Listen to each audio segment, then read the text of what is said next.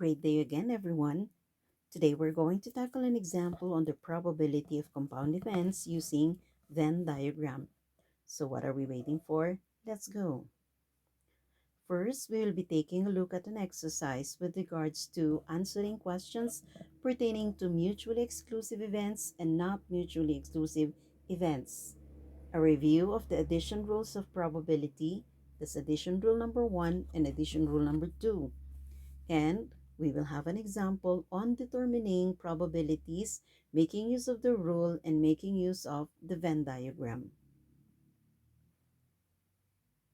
Answer with mutually exclusive for ME and not ME for not mutually exclusive events. Example number 1. Event A person earns more than 25,000 pesos. Event B, person earns less than 20,000 pesos. What would your answer be? The correct answer is mutually exclusive. More than 25 is never less than 20,000. Next, a die is rolled. Event E, an even number shows, and event F, a number greater than 3 shows. Answer: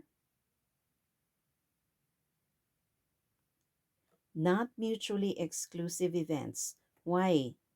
We can have a 4, which is an even number, at the same time that is greater than 3. Two dice are rolled. Event G, the sum of the dice is 8, and event H, one die shows a 6. Answer would be not mutually exclusive events. Again, one die may show a 6 and the other is 2. When you add up the 2, you will have 6 plus 2 is 8. Next, a family has 3 children. Event K, firstborn is a boy, and event L, the family has children of both sexes. What would your answer be? This is not mutually exclusive. Why? A family could have firstborn boy and has a daughter and has a child boy. 3 coins are tossed. Event I, 2 heads come up, and event J, at least one tail comes up. Answer: that's not mutually exclusive. Why? 2 heads come up, which means to say you have a head, and then you have a tail, which is following the second event, which is at least one tail. There is a tail in HHT or THH or HTH. You still have 2 heads and at least one tail. So not mutually exclusive events. You roll 2 dice. The dice sum up to 5, that's event A. The dice sum up to 8, that's event B. What would your answer be? This is an example of mutually exclusive events because you cannot have a sum of 5 and at the same time an 8. You have to have 2 different results for this. Again, those are example of mutually exclusive events relating to life. Discipline and freedom are not mutually exclusive, but mutually dependent because otherwise you'd sink into chaos. Think about this. Let us also recall addition rule number 1 and addition rule number 2. The first one is for mutually exclusive events, meaning to say, if we show that in a picture, we have here in a Venn diagram the 2 circles. Event A is represented by circle A. Event B or the second event is represented by the circle B. They are separated or they are disjoint because they don't have any common elements together. So they are mutually exclusive events. What is the formula that we are supposed to use or the rule? You have the probability of A or B. Again, we make use of the conjunction or, which also means union, is equal to the probability of A plus the probability of B. Just add up the individual probabilities. For not mutually exclusive events, meaning to say, if we put that into a Venn diagram, these two circles now representing the two events would have an intersection as shown by the double shaded region here. Okay, what is the formula or the rule that we're going to follow? The probability of A or B, in other words, the probability of A union B is equal to the probability of A plus the probability of B minus the probability of A and B or the probability of A intersection B. These are the formulas that we are going to apply. Addition rules for probability. We will have only one example, this one. 331 grade 10 students were asked about the types of music they wanted for the school dance. The most common answers were ballroom, rock, and jazz. Use the Venn diagram to answer the questions. This is the Venn diagram. We have here the ballroom, rock, and jazz all intersecting, which means to say that these are not mutually exclusive events. But let us take note that there is a number 55 outside the three circle, meaning to say again, recalling from the lower grades, that there are students among the grade 10 students who did not choose any of the ballroom, the rock, or the jazz. It's either they selected a different type or genre, or they did not select any at all. So let's start with the questions. What is the probability that a randomly selected student voted for ballroom? You only have ballroom for this, thus, this is simply a recall of the probability of simple events, considering that we don't have an or, we don't have an and conjunction. So to take a look at that, for the ballroom, all we have to do is to concentrate on the circle encompassed by the blue, the shaded blue circle. So the probability that a student would select ballroom is, again, let us recall the formula for probability of simple events.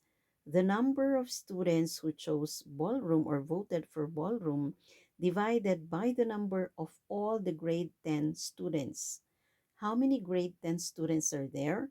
We have already said a while back that it is 331. Or you add up 80, 9, 8, 7, 77, 10, 85, and 55, and you arrive at 331. So there are 331 grade 10 students, and adding 80, 9, 8, and 7 will give us 104. Thus, the probability that the randomly selected student voted for ballroom is 104 out of 331. Let us recall again, this is the probability of simple event. Moving on. Question number 2. What is the probability that a randomly selected student voted for ballroom or jazz?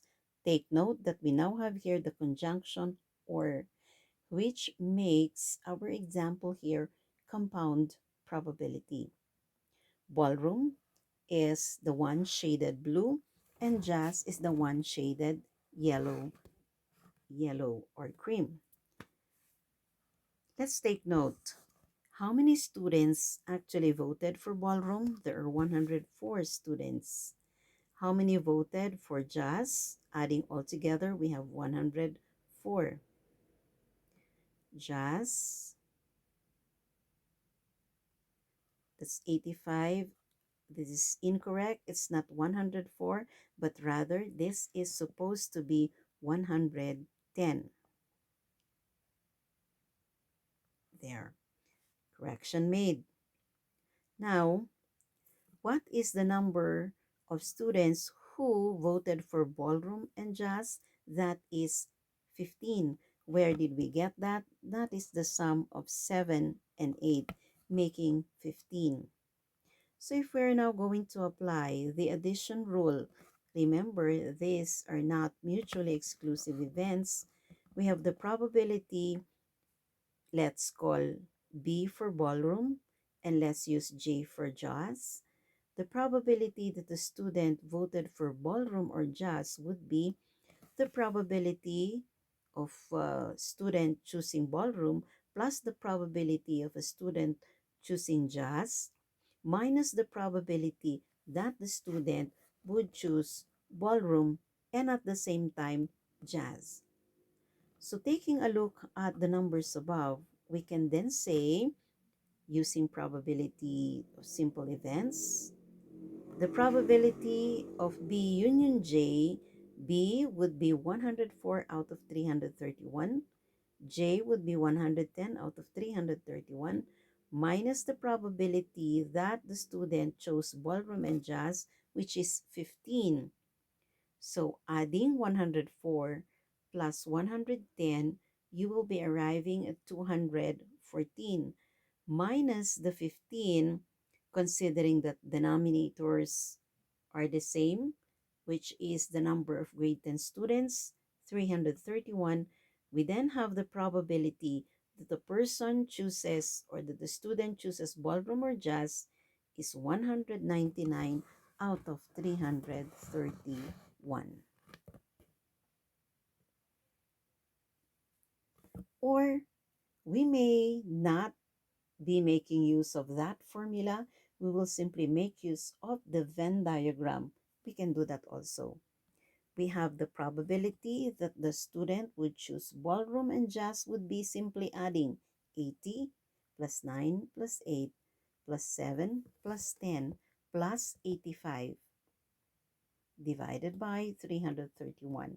The numbers that we have added above 80, 9, 8, 7, 10, and 85 are the numbers that we see in the blue circle and in the yellow circle. Writing only once the double shaded region 9, 8, and 7.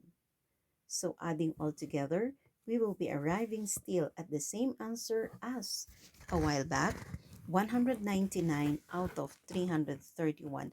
That is the probability that the randomly selected student voted for ballroom or jazz. Question number 3. What is the probability that a randomly selected student voted for ballroom or rock? Again, ballroom is the one in blue, rock now is the one in gray. So again, the number of students who voted ballroom, 104. The number of students who voted rock is also 104. That is taking into consideration adding 77 plus 10 plus 8 plus 9, giving us 104. And then the number of students who voted ballroom and rock, 17. Where did we get that? That's adding 9 and 8. This is in the double shaded region for gray and blue, 17. So again, applying the addition rule for not mutually exclusive events, because there is an intersection, we have the probability of B union R is equal to the probability of B plus the probability of R minus the probability of B intersection R. What's the probability again that the student is choosing ballroom? That is actually 104 out of 331. For rock, it is also 104 out of 331. And for ballroom and rock, that would be 17 out of 331. So adding 104 plus 104, that is actually 208 minus the 17. divided by the common denominator, we will be arriving at the probability that a student chooses ballroom or rack would be 191 out of 31. Again, applying the formula. Like the example a while back, we can simply make use of the Venn diagram to answer, and that would be the probability that the person would choose or would vote for ballroom and rack would be adding all the numbers are encompassed by the blue and the gray circle. We have 80 plus 9 plus 8 plus 7 plus 10 plus 77 out of 331. These are the numbers contained in the blue and in the gray circle. Again, writing only once the double shaded region 9 and 8. Thus, adding the numerators, you now have the probability that the student chooses ballroom or rack would be still the same as our answer a while back, 191 out of 331. So again, we can make use of even if we have a Venn diagram, we can make use of the formulas, the addition rules, or we can simply read that of the Venn diagram. What about this? What is the probability that a randomly selected student voted for rack or none of the three? So how many students voted for rack? 104. Again, where did we get 104? That is 9 plus 77 plus 8 and plus 10. That's 104. How many students did not vote for ballroom, rack, and jazz? That is 55. That is the one now outside the circle but still within the universal set. So that, taking into consideration again the formula, the probability of R union N, we are using N for none of the three, is equal to the probability of R plus the probability of N. What is the probability of R? That would be 104 out of 331. And for N, that would be 55 out of 331. So simply adding the two probabilities. By the way, again, the probability of R intersection N is 0. Thus, adding 104 plus 55, we arrive at 159 out of 31. And we can safely say that the probability of selecting a student who voted for rack or none of the three would be 159 out of 331. That, ladies and gentlemen, is the example for the union and intersection of two events whereby we considered mutually exclusive events and not mutually exclusive events. Thank you again for listening.